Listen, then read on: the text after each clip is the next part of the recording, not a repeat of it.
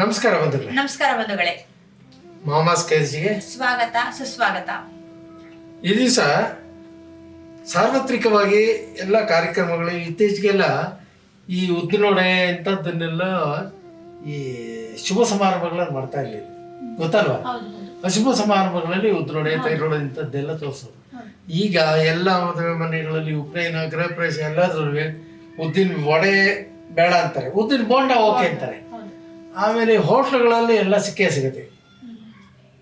ಆಮೇಲೆ ಶ್ರಾದ್ದಾದಿ ಅಪರ ಕರ್ಮಗಳಲ್ಲಿ ಉದ್ದಿನ ಬೋಂಡ, ಆಮೇಲೆ ಉದ್ದಿನ ಬೋಂಡ ಅನ್ನೋದಕ್ಕಿಂತ ಉದ್ದಿನೊಡೆ ತೈರೋಡೆ ಇರುತ್ತೆ. ಇದನ್ನ ನಾವು ಅಡುಗೆ ತೋರಿಸ್ಬಿಟ್ರೆ ಅವ್ರಿಗೆ ಯಾವುದೇ ಕಾರ್ಯಕ್ರಮಕ್ಕೆ ಅವ್ರು ಉಪಯೋಗಿಸ್ಬೋದು, ಅವ್ರು ಮಾಡ್ಕೋಬೋದು. ಇವತ್ತು ಫಸ್ಟ್ ತೈರೋಡೆ ತೋರಿಸ್ಬೋಣ. ತೈರೋಡೆಗೆ ಇದನ್ನೆಲ್ಲ ಪಕ್ಕಕ್ಕೆ ಇಟ್ಕೊಂಡ್ಬಿಡೋಣ. ಈ ಉದ್ದಿನ ಬೇಳೆ ಅನ್ನೋದು ರುಬ್ಸೋದಕ್ಕೆ ಕಾಮನ್, ಆಯ್ತಾ? ಓಕೆ. ಈಗ ಉದ್ದಿನ ಬೇಳೆನ ಚೆನ್ನಾಗಿ ಹದವಾಗಿ ರುಬ್ಕೊಂಡ್ ಬರ್ಬೇಕು. ಇದು 2.5 ಗಂಟೆ ಕಾಲ 3 ಗಂಟೆ ಕಾಲ ನೆನೆಸಿದೆ. ಫಸ್ಟ್ ನೆನ್ಸೋದಕ್ಕೆ ಮುಂಚೆನೇನೆ ಬಂಧುಗಳೇ 3 ರಿಂದ 4 ಸಲ ಉದ್ದಿನ ಬೇಳೆನ ಚೆನ್ನಾಗಿ ತೊಳ್ಕೊಂಬಿಡಿ. ಆ ಪೌಡ್ರು ಇರಬಾರ್ದು ಉದ್ದಿನ ಬೇಳೆ. ಈಗ ಅದಕ್ಕೆ ಹಾಕ್ಬಿಡಿ. ಇದನ್ನೆಲ್ಲ ಇದಕ್ಕೆ ಹಾಕೊಂಡು ಮಿಕ್ಸಿಗೆ ಹಾಕೊಂಡು ಅದನ್ನ ರುಬ್ಕೊಂಡು ಬರುವಂತ ಒಂದು ಕೆಲಸ ಆಗ್ಬೇಕೀಗ. ಉದ್ದಿನ ಬೇಳೆನ 2 ರಿಂದ 3 ಗಂಟೆಗಳ ಕಾಲ ನೆನೆಸಿ ಅದನ್ನ ರುಬ್ಕೊಂಡು ಬಂದಾಗಿದೆ. ಇದು ತುಂಬಾ ನೈಸ್ ಆಗಿ ಬೆಣ್ಣೆ ತರ ಸಾಫ್ಟ್ ಆಗಿ ರುಬ್ಕೊಂಡು ಬಂದಾಗಿದೆ. ಇದಕ್ಕೆ ಬೇಕಾಗಿರುವಂತ ಸಾಮಗ್ರಿಗಳು: ಉದ್ದಿನ ಬೇಳೆ 2 ರಿಂದ 3 ಗಂಟೆ ನೆನೆಸಿ ಬಸ್ದಿರೋದು, ಬಾಳೆ ದಿಂಡು, ಅಕ್ಕಿ ಹಿಟ್ಟು, ಸಕ್ಕರೆ, ಕರಿಬೇವು, ಕೊತ್ತಂಬರಿ ಸೊಪ್ಪು, ಶುಂಠಿ, ಜೀರಿಗೆ, ಇಂಗು, ಸಣ್ಣದಾಗಿ ಕತ್ತರಿಸುವಂಥ ಹಸಿಮೆಣಸಿನಕಾಯಿ, ಮೆಣಸು, ಸಣ್ಣದಾಗಿ ಕಟ್ ಮಾಡಿರುವಂತಹ ತೆಂಗಿನಕಾಯಿ, ಉಪ್ಪು, ಒಣಮೆಣಸಿನಕಾಯಿ, ಸಾಸಿವೆ, ಕರಿಬೇವು, ಜೀರಿಗೆ ಹಾಕಿರುವಂತಹ ಒಗ್ಗರಣೆ, ಬೂಂದಿಕಾಳು, ಕ್ಯಾರೆಟ್ ತುರಿ, ಮೊಸರು ಹಾಗೂ ಹಾಲು. ಈ ಎಲ್ಲ ಪದಾರ್ಥಗಳನ್ನ ಉಪಯೋಗಿಸಿ ಇವತ್ತು ನಾವು ನಮ್ಮ ಮಾಮಾಸ್ ಕೈ ರುಚಿಯಲ್ಲಿ ಥೈರಾಯ್ಡ್ ಮಾಡಿ ತೋರಿಸ್ತಾ ಇದ್ದೀವಿ. ಇಲ್ಲಿ ಹಾಲು ಮೊಸರು 2 ಪ್ರಯೋಗ ಇದೆ. ಯಾಕೆ ಅಂತಂದ್ರೆ ಥೈರಾಯ್ಡ್ ಈಗ ಮಾಡ್ಬಿಟ್ಟು ನೆನ್ಸಿರ್ತೀಯ ಮೊಸರು, ಅದು ನೀಗ ಬೆಳಿಗ್ಗೆ ಮಾಡಿರ್ತೀಯ ಅಂತ ಇಟ್ಕೊ, ಮಧ್ಯಾಹ್ನ ತಿನ್ನೋದು ಹುಳಿ ಬಂದ್ಬಿಡುತ್ತೆ. ಹಾಲಲ್ಲಿ ನೆನ್ಸಿದ್ರೆ ಚೆನ್ನಾಗಿ ಬೇಗ ನೆನೆಯುತ್ತೆ, ನೀನು ಮಧ್ಯಾಹ್ನ ತನಕ ಹುಳಿ ಬರೋದು. ಹಾಗಾಗಿ ಹಾಲಿನ ಪ್ರಯೋಗನ ಉಂಟು. ಈಗ ಇದಕ್ಕೆ ಉಪ್ಪು ಹಾಕ್ಬಿಟ್ಟು ಸ್ವಲ್ಪ, ಆಮೇಲೆ ಥೈರಾಯ್ಡ್ಗೂ ಹಾಕ್ತೀವಿ, ಮೊಸರಿಗೂ ಹಾಕ್ತೀವಿ. ಅಂದ್ರೆ ಥೈರಾಯ್ಡ್ ಮೊಸರು ಮತ್ತೆ ಹಾಲು ಮಿಕ್ಸ್ ಇನ್ನೊಂಚೂರು ಕಮ್ಮಿ, ಒಂದು ಅರ್ಧ ಚಮಚಕ್ಕಿಂತ ಕಮ್ಮಿ ಸಾಕು ಸಾಕು ಸಾಕು. ಈಗ ಚೂರು ಲೈಟಾಗಿ ನೀರು ಹಾಕ್ಕೊಡ್ತೀನಿ, ಕಲ್ಸ್ಕೊಡೋಣ. ಒಂದ್ 2 ಸ್ಪೂನ್ ಅಷ್ಟು ನೀರು ಹಾಕೊಂಡ್ರೆ ಸಾಕು ಸಾಕು. ಸ್ಟವ್ ಹಚ್ಕೊಂಡಿದೀವಿ, ಕಾವು ಕಮ್ಮಿ ಮಾಡೋಣ. ಇವಾಗ ಇದು ಕಲ್ಸ್ಕೊಂಡಾಯ್ತು.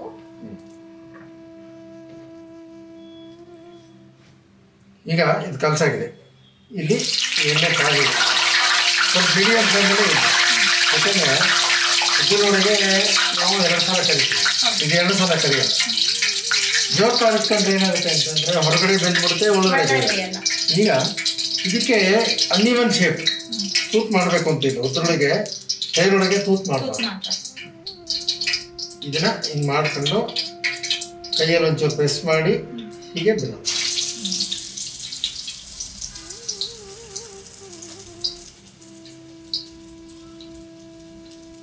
ಇದು ಮೊಸರೆಲ್ಲ ಕುಡಿದ್ರೆ ತುಂಬಾ ದೊಡ್ಡದಾಗುತ್ತೆ, ಹಾಗಾಗಿ ಒಂಚೂರು ಚಿಕ್ಕದಾಗಿ ಹಾಕೊಳ್ಳಿ. ಹದವಾಗಿ ರುಬ್ಕೊಟ್ಟಿದ್ದಾನೆ ನಮ್ಮ ಹುಡುಗ.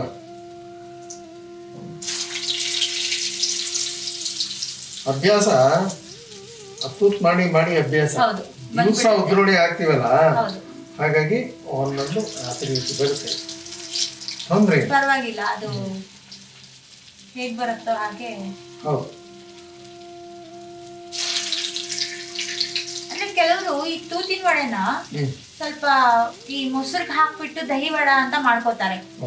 ಅದು ಅದು ಬೆಟರ ಅಥವಾ ಈ ತರ ಅಗಲಕ್ ಮಾಡ್ಬಿಟ್ಟು ಹಾಕೋದು ಬೆಟರ? ಅದು ತೂತ್ ಮಾಡಿದ್ರೆ ಶುಭಕ್ ಬರಲ್ಲ ಅಷ್ಟೇ, ಅದೊಂದೇ ಕಾರಣ. ಶುಭದಲ್ಲಿ ತೂತ್ ಮಾಡಿ ವಡೆ ಮಾಡೋದು ಶುಭದಲ್ಲಿ ತೂತ್ ಮಾಡೋದು ಬೇಡ. ಈ ನಮ್ಮಲ್ಲಿ ಮಾತ್ರ ಇದು ಉದ್ದಿನೊಡೆ ಶುಭ ಇದು ಅಂತ. ನಾವು ಉತ್ತರ ಭಾರತದಲ್ಲೆಲ್ಲ ಈಗ ಕಾಶಿ, ಮಧ್ಯಪ್ರದೇಶ, ಆಮೇಲೆ ಉತ್ತರ ಪ್ರದೇಶದಲ್ಲೆಲ್ಲ ಉದ್ದಿನೊಡೆಗೆ ದೋಷ ಇಲ್ಲ. ಈಗ ದೋಷ ಅಂತೀವಿ ಉತ್ತರ. ನಾವು ಆಂಜನೇಯನಿಗೆ ಒಡಮಾಲೆ ಅಂತ ಹಾಕ್ತೀವಿ, ತೂತ್ ಮಾಡೇ ಒಡೆ ಮಾಡೋದು. ಆಂಜನೇಯನಿಗೆ ಇಷ್ಟ ಆದ್ಮೇಲೆ ನಮ್ಮನೇಲಿ ಗಣೇಶ ಹಬ್ಬದಲ್ಲಿ ನಮ್ಮ ಅಮ್ಮನ ಮನೇಲಿ ಉದ್ದಿನೊಡೆ ಹಾರ ಮಾಡಿ ಹಾಕ್ಬೇಕು. ಗಣೇಶನ ಬಿಡಕ್ ಮುಂಚೆ, ಅಂದ್ರೆ ಗಣೇಶನ ವಿಸರ್ಜನೆ ಮುಂಚೆ ಉದ್ದಿನೊಡೆ ಹಾರ ಹಾಕ್ಬೇಕು.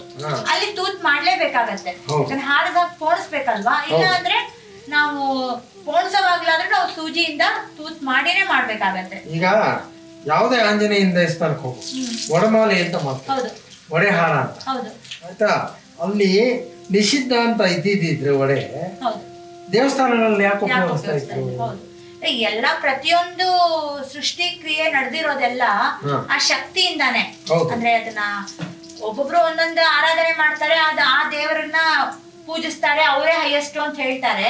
ಆದ್ರೆ ನಾವು ಯೂನಿವರ್ಸಲ್ ಆಗಿ ನೋಡಿದಾಗ ಪ್ರತಿಯೊಂದು ಸೃಷ್ಟಿಯ ಕ್ರಿಯೆ, ಅಂದ್ರೆ ಸೃಷ್ಟಿಯ ಒಂದು ಪ್ರಕೃತಿಲಿ ಒಂದು ಸೃಷ್ಟಿಯ ಒಂದು ಕ್ರಿಯೇಷನ್ ಅಂತ ನಾವೇನ್ ಹೇಳ್ತೀವೋ ಅದು ನಡೆಯೋದೆಲ್ಲ ಆ ಒಂದು ಶಕ್ತಿಯ ಒಂದು ಪ್ರೇರಣೆಯಿಂದಾನೆ. ಆ ಶಕ್ತಿಯ ಒಂದು ಮನಸ್ಸಿನಲ್ಲಿ ಏನಿರತ್ತೋ, ಆ ಶಕ್ತಿಯ ಒಂದು ಆಸೆ ಏನಿರತ್ತೋ ಅದರಿಂದಾನೇ ನಡೆಯೋದು.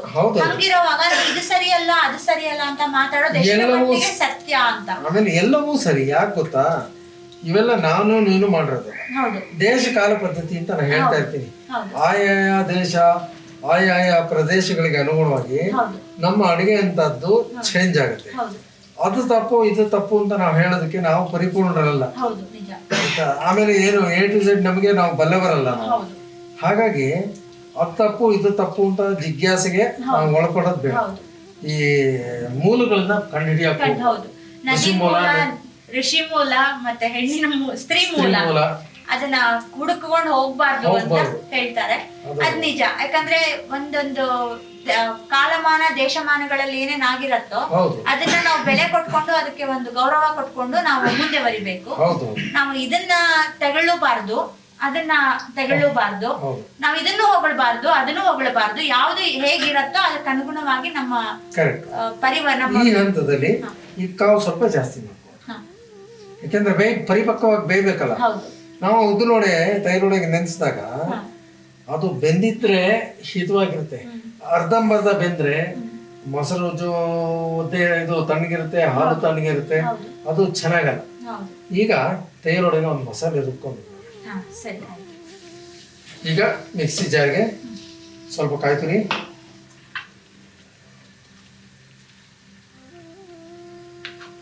ಸಾಕು ಬಿಡ, ಒಂದು 3 ಸ್ಪೂನ್ ಅಷ್ಟು. ನಾವು ತೈರೊಡೆ ಕಮ್ಮಿ ಮಾಡ್ತಾ ಇದ್ದೀವಿ. ಸ್ವಲ್ಪ ಬಾಳೆದಿಂಡು,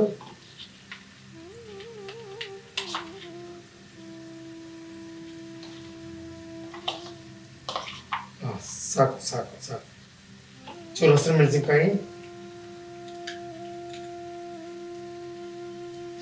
ಈಗ ಉಪ್ಪು ಸ್ವಲ್ಪ, ಇನ್ನೊಂಚೂರು ಇಂಗು,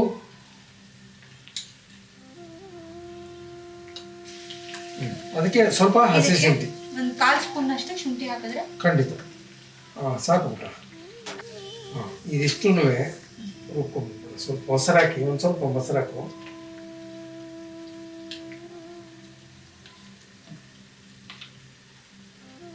ಒಂದು ಸ್ವಲ್ಪ ಹಾಲಾಕು. ನಾಗಲೇ ಹೇಳಿದೆ ಹಾಲು ಯಾಕೆ ಹಾಕ್ತೀವಿ ಅಂತ. ಈಗ ಇದನ್ನ ಇದು ಉದ್ದಿನೊಡೆ ಆಗಿದೆ, ಇದು ತೈರೊಡೆಗೆ ಆಗೋಷ್ಟು ಬೆಂದಿದೆ. ನಾವೀಗ ಉದ್ದಿನೊಡೆ ತೆಗೆದುಬಿಟ್ಟು ಅದು ರುಬ್ಕೊಂಡ್ಬರೋದಕ್ಕೆ ಇನ್ನೊಂದು ಟ್ರಿಪ್ ಉದ್ದಿನೊಡೆ ಹಾಕ್ತೀವಿ. ನಾವು ಇಲ್ಲಿ ಬಾಳೆ ದಿಂಡನ್ನ ಯಾತಕ್ಕೆ ಹಾಕ್ತೀವಿ ಅಂದರೆ ಮಸಾಲೆಗೆ ರುಬ್ಬುತ್ತೆ ತೈರೊಡೆಗೆ, ಆರೋಗ್ಯ ದೃಷ್ಟಿಯಿಂದ ತುಂಬ ಒಳ್ಳೆಯದು. ಸುಮ್ಮನೆ ಬಾಳೆ ದಿಂಡು ಕೊಟ್ಟರೆ ನೀ ತಿಂತೀಯಾ? ಹಂಗೆ ತಿನ್ನಕ್ಕಾಗಲ್ಲ. ಇಂಡೈರೆಕ್ಟ್ ಆಗಿ ನಾವು ಬಾಳೆ ದಿಂಡು ಹಾಕಿದ್ರೆ ಅದರಲ್ಲಿ ಕಿಡ್ನಿಯನ್ನ ಕ್ಲೀನ್ ಮಾಡ್ತಕ್ಕಂಥ ಸರ್ವಗುಣಗಳು ಆರೋಗ್ಯ ದೃಷ್ಟಿಯಿಂದ. ಆಮೇಲೆ ಅದರಲ್ಲಿ ಐರನ್ ಕಂಟೆಂಟ್ಸ್, ಕಬ್ಬಿಣಾಂಶ ತುಂಬ ಇರೋದ್ರಿಂದ ಇಂಡೈರೆಕ್ಟ್ ಆಗಿ ಇನ್ನು ಮಕ್ಕಳಿಗೆ ನೀವು ಕಬ್ಬಿಣಾಂಶ ಕಬ್ಬಿಣ ತಿಂದ್ರಪ್ಪ ಬಾಳೆ ತಿಂತೀನಿ ಅಂದ್ರೆ ಯಾರು ತಿನ್ನಲ್ಲ. ತಿನ್ನಲ್ಲ, ಹೌದು. ಈ ರೀತಿ ಇಂಡೈರೆಕ್ಟ್ ಆಗಿ ನಾವು ಹಾಕಿದಾಗ ಆರೋಗ್ಯಕ್ಕೆ ಇದು ಪೂರಕವಾಗಿದೆ. ಪೂರಕವಾಗಿ. ಇಲ್ಲಿ ರುಬ್ಕೊಂಡ್ ಬಂದಾಗಿದೆ, ಹಾಂ, ಅದನ್ನ ನಾನು ಈ ಬೌಲ್ಗೆ ಆ ತಕೊಳ್ತೀನಿ. ಬೌಲ್ಗೆ ಹಾಕು.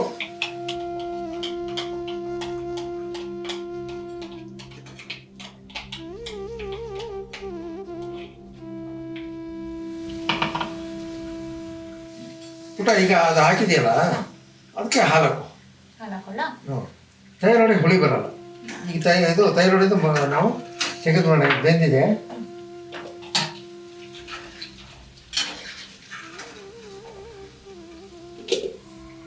ನಾವು ಇಲ್ಲಿ ಥೈರಾಯ್ಡ್ ಕರೆದಿಟ್ಕೊಂಡಿದ್ದೀವಲ್ಲ, ಎಲ್ಲದನ್ನೂ ಒಟ್ಟಿಗೆ ನೆನೆಸ್ಬೇಕು ಅಂತ ಏನು ಅವಶ್ಯಕತೆ ಇಲ್ಲ. ಕರೆದಿಟ್ಕೊಂಡಿರೋದು ಬೇಕಾದಾಗ ಈಗ ಬೆಳಿಗ್ಗೆ ಒಂದು ಸ್ವಲ್ಪ 4 ಬಂದ ಉಳಿದ ಬಂದಿರ್ತಾರೆ, 4 ಜನ, ಅದು ಬೆಳಿಗ್ಗೆನೆ ಹಾಕ್ಬಿಟ್ರೆ ಹುಳಿ ಬರುತ್ತೆ. ಈ ರೀತಿ ಎತ್ತಿಟ್ಕೊಂಡ್ರು ನೀವು ಮತ್ತೆ ನೆನೆಸ್ಬಿಟ್ಟು ಥೈರಾಯ್ಡಲ್ಲಿ ನೆನೆಸ್ಬೇಕು ಅಂತ ಒಂಚೂರು ನೀರೊಳಗಡೆ ಅದನ್ನ ಟಿಪ್ ಮಾಡ್ಕೊಂಡ್ಬಿಟ್ರೆ ಅದು ಸಾಫ್ಟ್ ಆಗಿ ಆಮೇಲೆ ಅದು ಮತ್ತೆ ಬೇಗ ಮೊಸರಿನ ಅಂಶನೆಲ್ಲ ಹೀರ್ಕೊಳ್ಳುತ್ತೆ. ಹೌದು ಹೌದು. ಈಗ ಸ್ಟವ್ ಆಫ್ ಮಾಡ್ಬಿಡ್ತೀನಿ. ಇದಾಗಿದೆ. ಖಂಡಿತ. ಇದು ನಾವು ರುಬ್ಕೊಂಡ್ ಬಂದಿರೋ ಮಸಾಲೆ ಅದಕ್ಕೆ ಹಾಕೊಂಡಾಗಿದೆ. ಈಗ ಹಾಲು ಮೊಸರು ಎಲ್ಲ ಹಾಕೊಂಡ್ ಬಿಡೋದಲ್ವಾ ಇವಾಗ? ಹೌದು. ಈಗ ಥೈರಾಯ್ಡ್ ಮಾಡ್ಕೋತೀವಿ, ನೆನ್ಸ್ಕೊತೀವಿ, ಉಳಿದಿರ್ತಾರ ಖಂಡಿತ ಚೆಲ್ಲೋಬಾರ್ದು. ಹಾಗೆ ಕುಡಿಬೋದು, ಹಾಗೆ ತಿನ್ಬೋದು, ಅನ್ನದ ಜೊತೆ ಕಲ್ಸ್ಕೊಂಡು ತಿನ್ಬೋದು, ತುಂಬಾ ಚೆನ್ನಾಗಿ ಆರೋಗ್ಯದ ದೃಷ್ಟಿಯಿಂದ. ಆಮೇಲೆ ಬಾಳೆ ದಿಂಡು ಸ್ವಲ್ಪ ಕಪ್ಪಾಯ್ತಲ್ಲ, ಅದಕ್ಕೆ ಏನ್ ಮಾಡ್ಬೇಕು ಅಂತಂದ್ರೆ ಬಾಳೆ ದಿಂಡಿಗೆ ಸ್ವಲ್ಪ ಹುಳಿ ಮಜ್ಜಿಗೆ ಅಥವಾ ನಿಂಬೆಹಣ್ಣು ಜ್ಯೂಸ್, ನಿಂಬೆಹಣ್ಣು ರಸ ಅದ್ರಲ್ಲಿ ನೆನ್ಸಿಟ್ಬಿಟ್ರೆ ಕಪ್ಪಾಗಲ್ಲ. ಅದು ಕಪ್ಪು ಅಂದ್ರೆ ಯಾಕಾಗತ್ತೆ ಅಂದ್ರೆ ಕಬ್ಬಿಣದ ಅಂಶ ಜಾಸ್ತಿ ಇರೋದ್ರಿಂದ ಕಪ್ಪಾಗುತ್ತೆ ಅಷ್ಟೇ. ಇದು ಮೊಸರನ್ನ ಚೆನ್ನಾಗಿ ಬೀಟ್ ಮಾಡ್ಕೊಂಡು ಹಾಕೊಂಡ್ರೆ ಅದ್ರಲ್ಲಿರೋ ಗಟ್ಟಿ ಗಟ್ಟಿ ಆಗಿರೋದೇನು ಬರಲ್ಲ. ಅದರಿಂದ ಬೀಟ್ ಮಾಡ್ತಾ ಇದೀನಿ ಮೊಸರನ್ನ. ಹಾಕೋ, ಅದಕ್ಕೆ ಒಂಚೂರು ಹಾಲು ಹಾಕೋ, ಮೊಸರಿನ ಅಂಶ ಎಲ್ಲ ಹೋಗ್ಲಿ.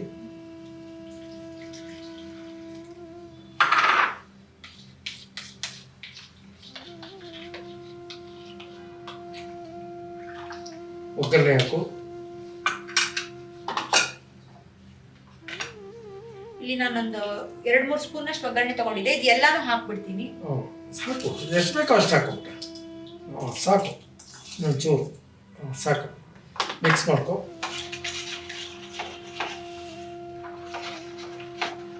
ಇನ್ನೊಂಚೂರು ನೀರು ಹಾಕಮ್ಮ. ಯಾಕೆಂದ್ರೆ ಥೈರಾಯ್ಡ್ ಏನಾಗುತ್ತೆ ಅಂದ್ರೆ ಎಲ್ಲ ನೀರಿನಂಶ ಎಲ್ಲ ಕುಡಿದು ಬಿಡುತ್ತೆ. ಸಾಕು. ಈಗ ಥೈರಾಯ್ಡ್ ನೆನೆಸ್ಬಿಡೋಣ. ಇದಕ್ಕೆ ನಾನು ಒಂದೇ 1 ಸ್ಪೂನ್ ಅಷ್ಟು ಸಕ್ಕರೆ ಹಾಕ್ತೀನಿ. ಹಾಕಮ್ಮ. ಹುಳಿ ಇದ್ರೆ ಹುಳಿ ಬರಲ್ಲ. ಅಲ್ಲ, ಆಕ್ಚುಲಿ ಸಕ್ಕರೆ ಹೋಟ್ಲುಗಳಲ್ಲೆಲ್ಲ ಸಕ್ಕರೆ ಹಾಕ್ತಾರೆ. ಸಕ್ಕರೆ ಹಾಕಿದ್ರೆ ಅದು ರುಚಿ, ತಿನ್ನೋದಕ್ಕೆ ಒಂದು ರುಚಿ. ಹೆಚ್ಚು ಕಡಿಮೆ ಒಂದು 1/2 ಸ್ಪೂನ್ ಇಂದ 3/4 ಸ್ಪೂನ್ ಅಷ್ಟು ಸಕ್ಕರೆ ಹಾಕಿದ್ದೀನಿ. ಥೈರಾಯ್ಡ್ ಹಾಕ್ಬಿಡ್ಲಾ? ಪ್ರೆಸ್ ಮಾಡ್ಬೇಕು, ತೇಲ್ತಾನೆ ಇರುತ್ತೆ, ಅದು ಗುಣ ಅದು. ಈಗ ಥೈರಾಯ್ಡ್ ನೆನೆಸಿದೀಯಾ, ಇದನ್ನ ಚೆನ್ನಾಗಿ ನೆಂದ ಮೇಲೆ ಒಂದು ಅರ್ಧ ಗಂಟೆ ನೆನೀರಿ. ಅದು ಒಂದು ತಟ್ಟೆಗೆ ಕ್ಲೀನಾಗಿ ದೊಡ್ಡ ತಟ್ಟೆಗೆ ಜೋಡಿಸ್ಕೊಂಡ್ಬಂದು ಅದ್ರ ಮೇಲೆ ಏನೇನು ಹಾಕ್ತೀವೋ ಅದೆಲ್ಲ ನಮ್ಮ ಆಮೇಲೆ ಅತಿ ತಿನ್ಲಕ್ಕೆ ಕೊಡೋಣ. ಸರಿ, ಖಂಡಿತ. ಇದನ್ನ ಒಂದು 15ರಿಂದ 20 ನಿಮಿಷ ಅಥವಾ ತುಂಬಾ ಹೊತ್ತು ಅಂದ್ರೆ ಒಂದು ಅರ್ಧ ಗಂಟೆ ನೆನೆಸಿದ್ರೆ ಸಾಕು. ನೆನೆಯಕ್ಕೆ ಇಡೋಣ. ಇಟ್ಮೇಲೆ ಅದು ಹೇಗೆ ಬರುತ್ತೆ ಅಂತ ನೋಡೋಣ. ಈಗ ಥೈರಾಯ್ಡ್ ಕಪ್ ಹಾಕ್ಬಿಟ್ಟು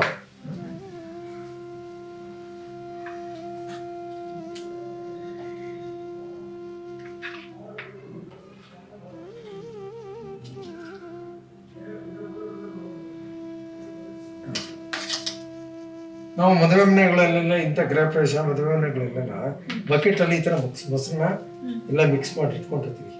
ಆ ಎಕ್ಸ್ಟ್ರಾ ಥೈರಾಯ್ಡ್ ಬಳಸ್ಕೊಂಡು ಹೋದ್ರೆ ಹಿಂದ್ಗಡೆಯಿಂದ ಇದು ಮೊಸರನ್ನ ಉಪ್ಪು ಹಾಕಿ ಅದಕ್ಕೆ ಮೊಸರಿಗೆ ಏನ್ ಹಾಕ್ಬೇಕೋ ಎಲ್ಲ ಹಾಕಿ. ಇದಕ್ಕೆ ಸ್ವಲ್ಪ ಖಾರ ಬೂಂದಿ.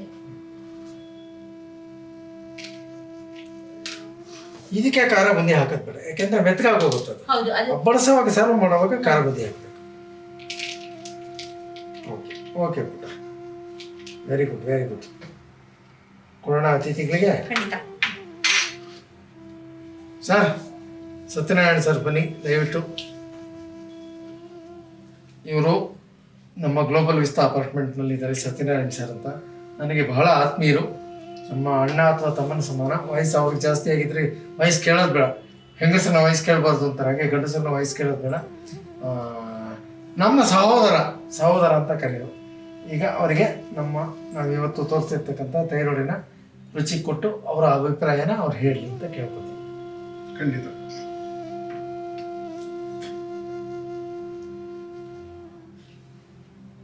ತಿನ್ನಕ್ಕೆ ಮೊದಲು ಒಂದು ಸಹನಾಭವತು ಅಂತ ಹೇಳೋಣ. ಖಂಡಿತ ಹೇಳಿ ಸರ್, ಅದು ಒಂದು ಸತ್ಸಂಪ್ರದಾಯ ಅಲ್ವಾ. ಸಹನಾಭವತು ಸಹನೌ ಭುನಕ್ತು ಸಹ ವೀರ್ಯಂ ಕರವಾವಹೈ ತೇಜಸ್ವಿನಾವಧಿರ್ತಮಸ್ತು ಮಾ ವಿದ್ವಿಷಾವಹೈ. ಓಂ ಶಾಂತಿ ಶಾಂತಿ ಶಾಂತಿ. ಸತ್ಸಂಪ್ರದಾಯ ತೋರಿಸುತ್ತೆ.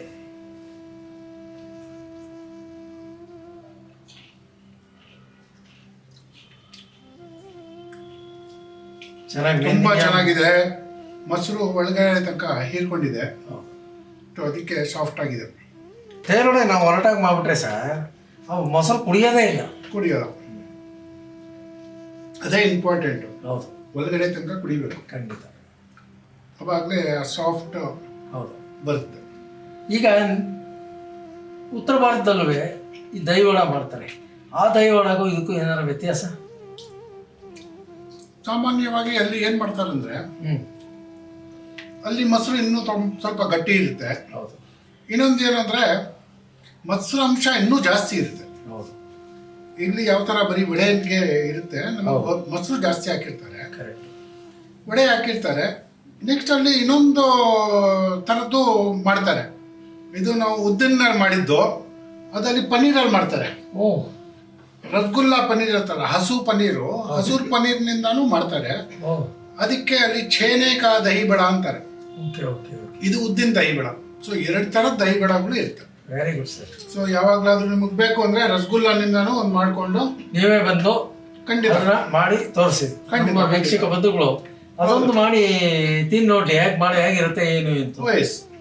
ಖಂಡಿತವಾಗ್ಲು ಇದಂತೂ ತುಂಬಾ ಚೆನ್ನಾಗಿದೆ. Thank you sir, thank you. ತುಂಬಾ ಧನ್ಯವಾದಗಳು. ಧನ್ಯವಾದಗಳು. ಅದರ ರುಚಿ ಹೇಗಿದೆ ಅಂತ ಹೇಳಿದ್ದೀರಾ.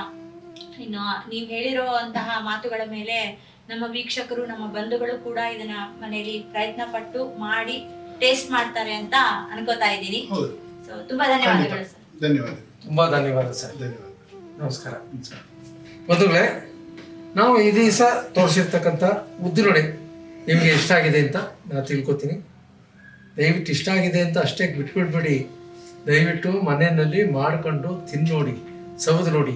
ಮೊಸರು ಒಂದು ಅರ್ಧ ಗಂಟೆ, ಮೊಸರಲ್ಲಿ ಒಂದು 3/4 ಗಂಟೆ ಕಾಲ ನೆನೆಸಿ ಚೆನ್ನಾಗಿ ನೆನೆಯುತ್ತೆ. ಕರೆಕ್ಟಾಗಿ ಮಾಡಿ ನೀವು ಇಷ್ಟಪಡ್ತೀರಾ ಅಂತ ಅಂದ್ಕೊಟ್ಟಿದ್ದೀವಿ. ಈ ನಿಮ್ಮ ಮಾಮಾಸ್ ರುಚಿ ನಿಮ್ಗೆ ಇಷ್ಟ ಆಗಿದ್ರೆ ಲೈಕ್ ಮಾಡಿ. ಇವತ್ತಿನ ವಿಡಿಯೋ ನಿಮ್ಗೆ ಲೈಕ್ ಆಗಿದ್ರೆ ಲೈಕ್ ಮಾಡಿ, ಶೇರ್ ಮಾಡಿ, ಹಾಗೆ ನಮ್ಮ ಚಾನೆಲ್ನ ಸಬ್ಸ್ಕ್ರೈಬ್ ಮಾಡಿ, ಜೊತೆಗೆ ಬೆಲ್ ಐಕಾನ್ನ ಪ್ರೆಸ್ ಮಾಡಿ.